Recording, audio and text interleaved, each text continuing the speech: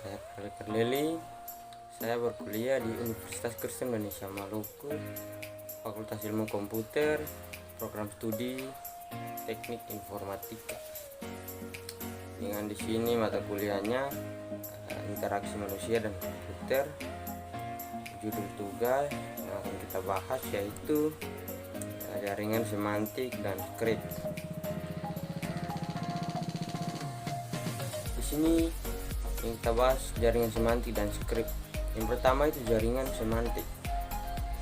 Jaringan semantik adalah gambaran pengetahuan yang menunjukkan hubungan antar objek. Jaringan semantik terdiri atas lingkaran-lingkaran yang menunjukkan objek dan informasi mengenai objek-objek tersebut. Objek bisa berupa benda atau juga bisa peristiwa. Antara dua objek yang dihubungkan oleh arc yang menunjukkan hubungan antar objek. Gambar di bawah ini menunjukkan representasi pengetahuan yang menggunakan jaringan semantik. Sini kita bisa lihat gambar tersebut.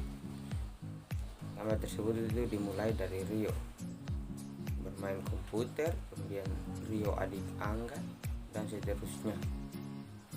Di sini dari gambar di atas dapat beberapa hubungan yang dapat kita simpulkan sebagai berikut.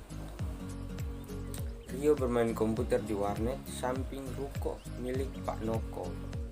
Kemudian Rio adik Angga buka usaha rental komputer. Kemudian Pak Noko mempunyai usaha rental komputer. Kemudian Angga buka usaha rental komputer samping ruko milik Pak Noko.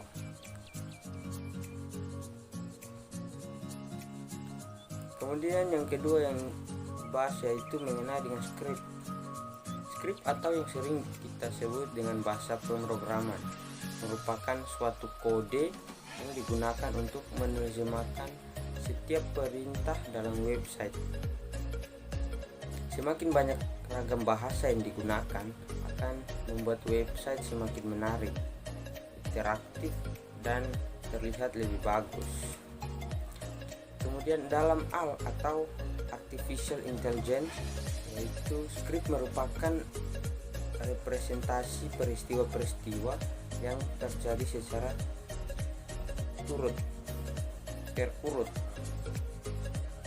Di sini ada 6 elemen pro, yaitu yang pertama kondisi masukan, yaitu keadaan atau kondisi yang menjadi syarat terjadinya peristiwa. Kemudian yang kedua threat, yaitu variasi kemungkinan peristiwa yang terjadi, yaitu kemudian role, yaitu orangnya atau pelaku peristiwa.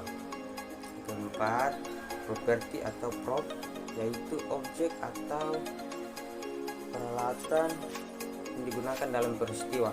Kemudian scan, yaitu gambaran kejadian atau adegan peristiwa. Yang keenam atau yang terakhir hasil, yaitu keadaan atau kondisi setelah terjadinya peristiwa. Di sini ada mengenai dengan contoh skrip. Berikut contoh skrip kejadian pembuatan ID game online Crossfire. Di sini track atau jalur membuat ID game online Crossfire. Kemudian role atau peran, user admin game, kemudian prop atau pendukung, internet, ini komputer. Kemudian kondisi masukan, user memiliki email yang valid. Ini adalah adegan-adegan dalam contoh skrip. Adegan 1, user connect ke internet dan mengunjungi situs Crossfire. Itu bisa kita lihat sendiri. Kemudian adegan 2, pengisi formulir. User mengisi formulir dengan email yang valid. Kemudian user mengisi form paspor untuk login ke game. Kemudian yang ketiga itu bisa lihat sendiri. Adegan ketiga, verifikasi email admin. Admin menerima data form dari user. Admin memeriksa apakah email user valid. Kemudian admin mengirimkan email verifikasi ke email user. Kemudian adegan keempat, verifikasi email. Adegan kelima, pengecekan menggunakan ID. Sini perbandingan kecakapan relatif antara manusia dan komputer.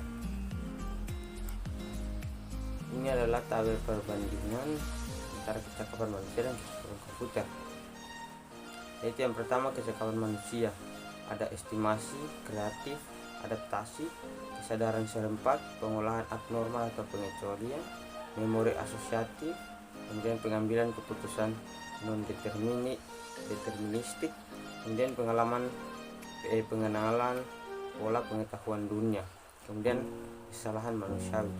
Kemudian kecakapan komputer yaitu kalkulasi akurat, konsistensi, aktivitas perulangan, kemudian multitasking, pengolahan rutin, penyimpanan dan pemanggilan kembali data, pengambilan keputusan deterministik, pengetahuan domain, kemudian pengolahan data, terakhir bebas dari kesalahan. Sini mengenai dengan panca indera manusia. Penglihatan. Sudut ketajaman mata atau visual acuity adalah sudut penglihatan minimum ketika mata masih dapat melihat sebuah objek dengan jelas. Ini penglihatan atau visual end adalah sudut yang terhadap dengan objek pada mata. Itu adalah penglihatan. Kemudian yang kedua, pendengaran.